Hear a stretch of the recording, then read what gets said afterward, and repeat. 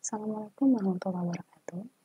Innal hamdalillahi nahmaduhu wa nasta'inuhu wa nastaghfiruh wa na'udzu billahi min shururi anfusina wa min sayyi'ati a'malina.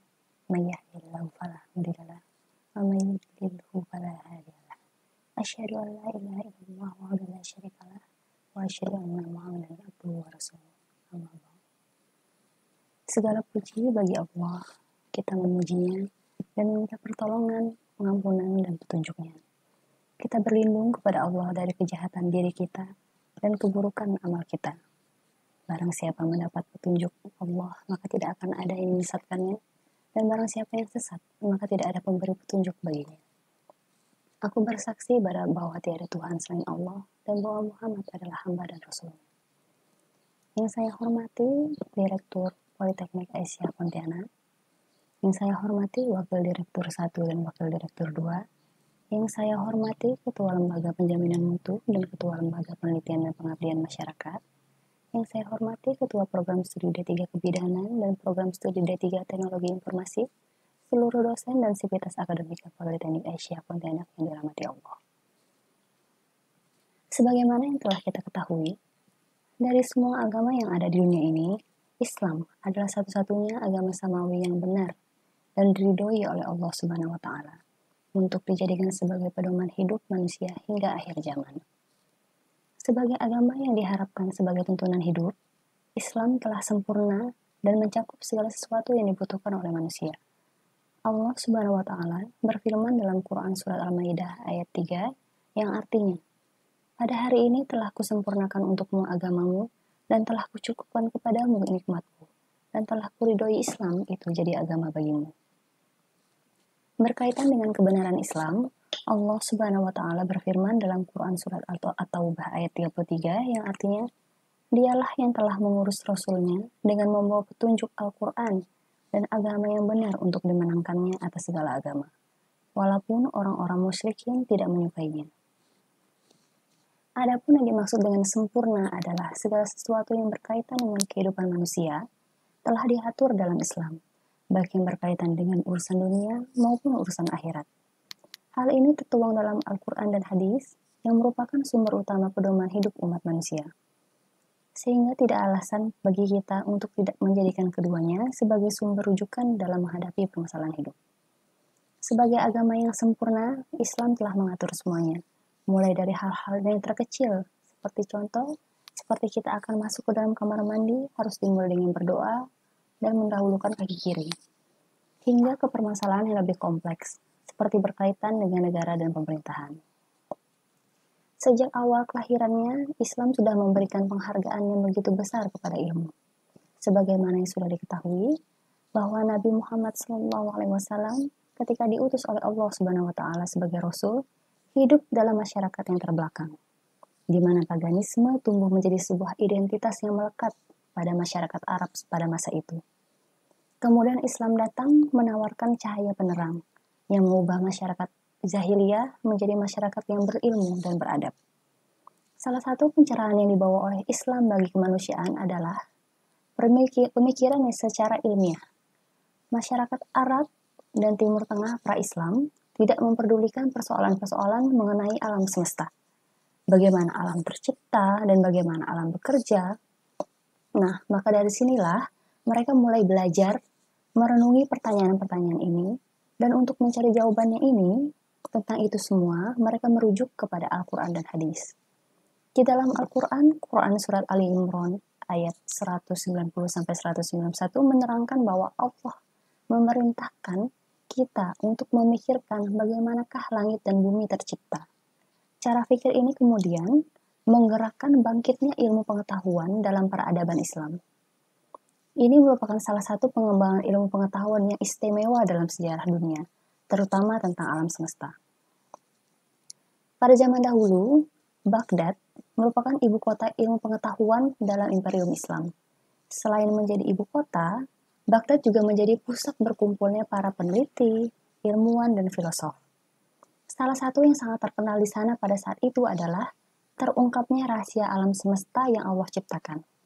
Kesadaran para ilmuwan muslim yang bersumber dari Al-Quran dan Hadis memicu pencapaian terbesar dalam ilmu pengetahuan, sesuatu yang belum pernah terjadi sebelumnya. Sifat lain yang juga diajarkan oleh Al-Quran dan hadis kepada kaum muslimin adalah keterbukaan pikiran, yang memungkinkan mereka mendapatkan suatu ilmu pengetahuan. Karya-karya kaum muslim sangat mengagumkan dan mempunyai andil yang sangat besar dalam penelitian, pengamatan, percobaan, maupun perhitungan.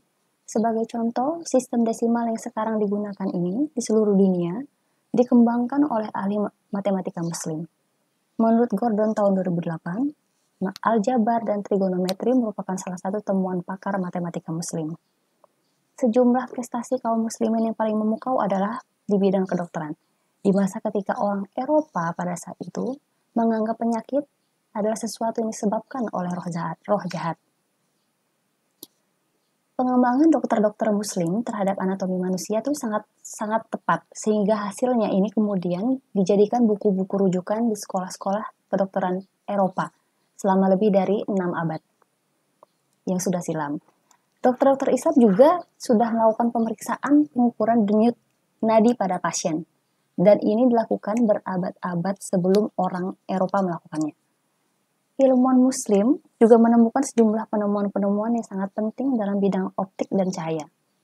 Orang yang pertama yang menggambarkan anatomi mata dengan sangat terperinci adalah ahli optik muslim, yaitu Ibnu Al-Haytham, yang mana penelitiannya ini diakui dalam bidang lensa yang kemudian membuka jalan bagi penemuan kamera di masa sekarang.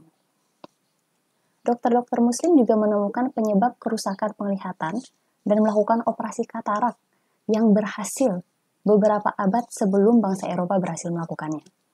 Warisan ilmu pengetahuan Islam ini kemudian menjadi sumber pencerahan bagi bangsa Eropa. Pada dasarnya, hakikat ilmu pengetahuan adalah untuk mencari kebenaran secara ilmiah.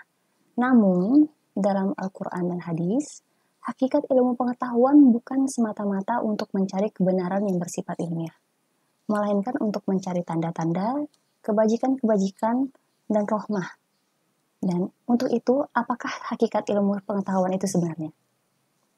Ilmu pengetahuan merupakan salah satu isi pokok kandungan kitab suci Al-Quran. Bahkan kata ilmu itu sendiri di dalam Al-Quran disebut sebanyak 105 kali. Tetapi dengan kata jadiannya, ia bahkan disebut lebih dari 744 kali. Hal ini menerangkan bahwa ilmu merupakan salah satu kebutuhan agama Islam. Betapa tidak, setiap kali umat Islam ingin melaksanakan ibadah sholat, menentukan awal bulan Ramadan, pelaksanaan haji, semuanya punya waktu-waktu tertentu. Nah, dalam menentukan waktu yang tepat ini diperlukan suatu ilmu, yaitu ilmu astronomi. Maka dalam Islam, pada abad pertengahan itu dikenal istilah sains mengenai waktu-waktu tertentu. Banyak lagi ajaran agama yang pelaksanaannya itu sangat terkait erat dengan sains dan teknologi. Seperti menunaikan ibadah haji, berdakwah, semua itu membutuhkan teknologi dalam bentuk kendaraan sebagai alat transportasi. Allah sendiri telah meletakkan garis-garis besar sains dan ilmu pengetahuan dalam Al-Quran.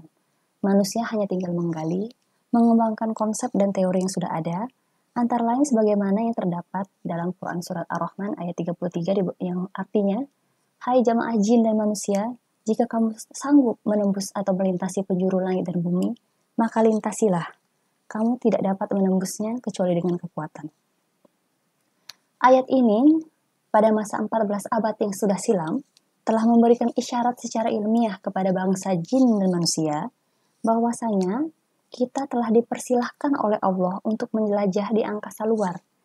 Asalkan saja kita punya kemampuan, punya kekuatan atau punya sultan. Kekuatan yang dimaksud di sini, sebagaimana ditafsirkan oleh para ulama, adalah ilmu pengetahuan atau sains dan teknologi. Hal ini telah terbukti di era modern seperti sekarang ini dengan ditemukannya alat transportasi yang mampu menembus luar angkasa. Kemajuan yang telah diperoleh oleh bangsa-bangsa yang maju seperti bangsa barat dalam bidang ilmu pengetahuan, sains dan teknologi di abad modern ini sebenarnya merupakan kelanjutan dari tradisi ilmiah yang telah dikembangkan oleh ilmuwan-ilmuwan muslim pada abad pertengahan. Atau dengan kata lain, ilmuwan muslim itu banyak memberikan sumbangan kepada ilmuwan barat.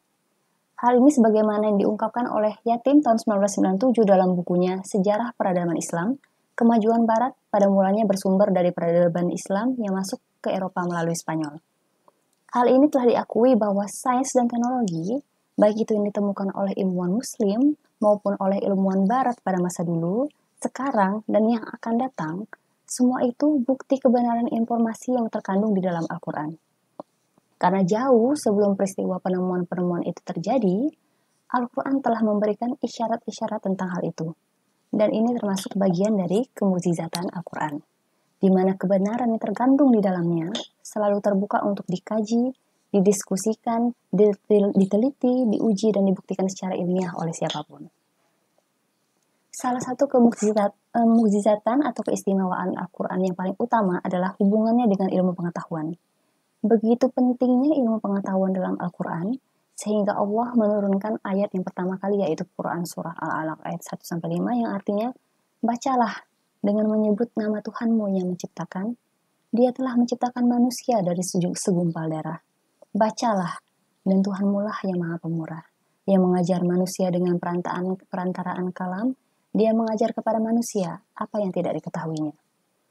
Surat Al-Alaq termasuk ayat Al-Quran yang pertama diturunkan, termasuk dalam suatu surah Makkiyah yang terdiri dari 19 ayat, 93 kalimat, dan 280 huruf.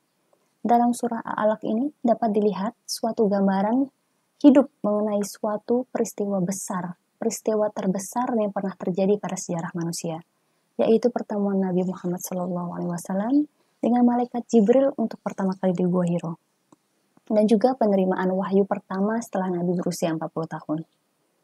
Wahyu pertama itu juga mengingatkan bahwa Allah telah memuliakan, menjunjung tinggi martabat manusia melalui membaca.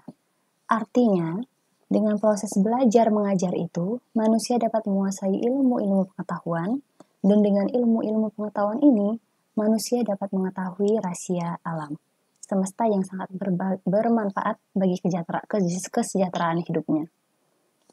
Surat Al-Alaq ayat 1-5 ini juga mengandung pengertian bahwa untuk memahami segala macam ilmu pengetahuan, seseorang harus pandai dalam membaca.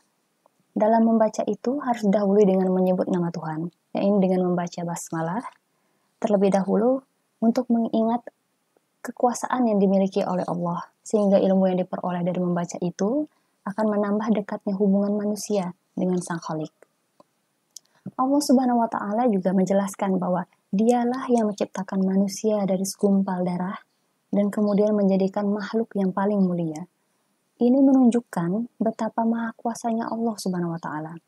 Pada ayat berikutnya, Allah Subhanahu wa Ta'ala mengulang untuk memerintahkan membaca dalam rangka untuk mengetahui kemuliaan Allah yang Maha Pemurah. Dengan limpahan karunia-Nya, Dia juga mengajarkan kepada manusia kemampuan membaca dan kemampuan menggunakan pena atau kemampuan baca tulis, yang menyebabkan manusia dapat mempelajari berbagai persoalan sehingga manusia dapat menguasai berbagai ilmu yang diperlukan dalam hidupnya. Islam adalah satu-satunya agama dunia yang sangat atau bahkan paling empatik dalam mendorong umatnya untuk menuntut ilmu. Bahkan Al-Quran itu sendiri merupakan sumber ilmu dan sumber inspirasi berbagai disiplin ilmu pengetahuan sains dan teknologi. Betapa tidak, Al-Quran sendiri mengandung banyak konsep-konsep sains, ilmu pengetahuan dan teknologi, serta pujian terhadap orang-orang yang berilmu. Dalam Quran surah Al-Mujadilah ayat 11, Allah Subhanahu wa Ta'ala berfirman yang artinya, "Hai orang-orang yang beriman, apabila dikatakan kepadamu, berlapang-lapanglah dalam majelis, maka lapangkanlah. Niscaya Allah akan memberi kelapangan untukmu. Dan apabila dikatakan, berdirilah kamu, maka berdirilah. Niscaya Allah akan meninggikan orang-orang yang beriman di antaramu dan orang-orang yang diberi ilmu pengetahuan beberapa derajat. Dan Allah Maha mengetahui apa yang kamu kerjakan." Al-Quran merupakan firman Allah yang sangat komprehensif, yang menjadi sumber inspirasi bagi manusia dalam semua lini kehidupan. Hal ini dapat dilihat dari klasifikasi Al-Quran itu sendiri terdiri dari fenomena alam dan materi itu sebanyak 32 surah, akidah dan aliran pemikiran sebanyak 29 surah, sosial dan politik sebanyak 27 surah, sejarah dan filsafat sejarah sebanyak 17 surah, perilaku dan akhlak sebanyak 4 surah, masalah harta sebanyak 4 surah, ibadah dan syiar agama sebanyak 2 surah. Dalam Islam, pencarian pengetahuan oleh seseorang bukanlah sesuatu yang tidak mungkin, tetapi harus dan dianggap sebagai kewajiban bagi semua muslim yang bertanggung jawab. Hadis-hadis Nabi juga banyak yang mendorong dan menekankan, bahkan mewajibkan kepada umatnya untuk menuntut ilmu. Sebagaimana sabda Rasulullah SAW yang artinya menuntut ilmu itu suatu kewajiban kepada setiap muslim, hadis riwayat Ibnu Majah. Hadis di atas memberikan dorongan yang sangat kuat bagi kaum muslimin untuk belajar mencari ilmu sebanyak-banyaknya, baik ilmu agama maupun ilmu-ilmu umum. Dorongan dari Al-Quran dan perintah dari Rasulullah tersebut telah dipraktikkan oleh generasi Islam pada abad pertengahan dari abad ke-7 sampai ke-13 Masehi. Hal ini terbukti dengan banyaknya ilmuwan-ilmuwan muslim yang tampil ke pentas dunia ilmu pengetahuan, sains, dan teknologi, seperti Al-Farabi, Al-Kindi, Ibnu Sina, Ikhwanus Syafa, Ibnu Misqaih, Nasiruddin Al-Tusi, Ibnu Rushid, Imam Al-Ghazali, Al-Biruni, Fakhruddin Ar-Razi, Imam Hanafi, Imam Malik, Imam Syafi'i, Imam Hambali, dan lain-lain. Ilmu yang mereka kembangkan pun merupakan berbagai macam disiplin ilmu. Bahkan meliputi segala macam cabang ilmu yang berkembang pada masa itu. Antara lain ada ilmu filsafat, fisika, astronomi, astrologi, alkemi, kedokteran, optik, farmasi, tasawuf, fikih, tafsir, ilmu kalam, dan sebagainya. Pada masa itu, kejayaan, kemakmuran, kekuasaan, dan politik berada di bawah kendali umat Islam karena mereka menguasai sains, ilmu pengetahuan, dan teknologi. Banyak lagi hadis-hadis dari Rasulullah SAW yang memberikan anjuran dan motivasi kepada umatnya untuk belajar menuntut ilmu. Namun mungkin dalam kesempatan ini tentunya tidak dapat saya sebutkan keseluruhannya. Dengan demikian, dapat kita simpulkan bahwa Al-Quran dan hadis merupakan sumber ilmu yang dapat dikembangkan oleh umat Islam dalam spektrum yang seluas-luasnya.